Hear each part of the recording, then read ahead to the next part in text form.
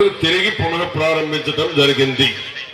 దీనికి ప్రధాన కారణం తెలంగాణలో ఉన్న రెడ్డి గారు, ఇక్కడ సాంబశివరావు, అటువంటి పెద్దలందరూ, ఇక్కడ మేసాల కోటేశ్వరరావు, వీళ్ళందరూ కూడా ఎడ్ల బల ప్రదర్శన కోసం పట్టుబట్టి నేను వ్యవసాయ మంత్రిగా ఉన్నప్పుడు దీని మీద ప్రత్యేక దృష్టి పెట్టి తిరిగి పునః ప్రారంభించడం జరిగింది.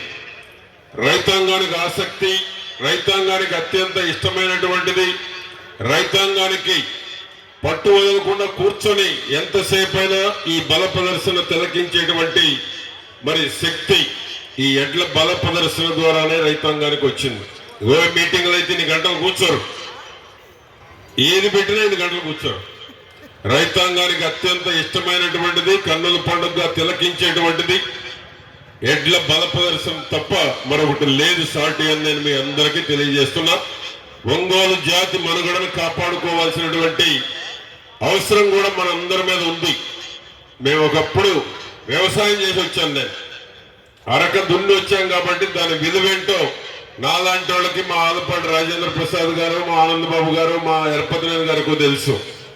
కాబట్టి ఒంగోలు జాతి తగ్గిపోతున్నటువంటి రోజుల్లో, వ్యవసాయం పట్ల ఆసక్తి తగ్గుతున్నటువంటి రోజుల్లో ఈ ఎడ్ల బల ప్రదర్శన ద్వారా ఒంగోలు జాతి మీద ప్రేమ పెంచుకోవడానికి, ఎడ్లు పోషించాలనేటువంటి ఆసక్తి తీసుకొచ్చేటువంటి దానికి ఇటువంటి ఎడ్ల బల ప్రదర్శనలు మా ఆలపాటి రాజా, నేను ఇంతకుముందు జరిపాను, మళ్ళా ఒకసారి కొన్నేళ్ల నుంచి ఆపాం.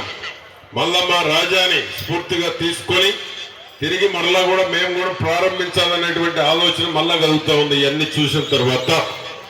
కాబట్టి ఇటువంటి ఎడ్ల బల ప్రదర్శన రైతు కుటుంబం నుంచి వచ్చిన ప్రతి ఒక్కరికి ఆసక్తిగా ఉంటుంది, ప్రేమ ఉంటుంది. కాబట్టి ఇటువంటి ఎడ్ల బల ప్రదర్శన అన్ని నియోజకవర్గాల్లో కూడా కొనసాగిస్తే ఒక పండుగ వాతావరణంలో ఈ ఎడ్ల మీద కూడా ప్రేమ పెరిగేటువంటి అవకాశం ఉంటుంది. ఆ విధంగా ఈ యొక్క మా రాజా పుట్టినరోజు వరకు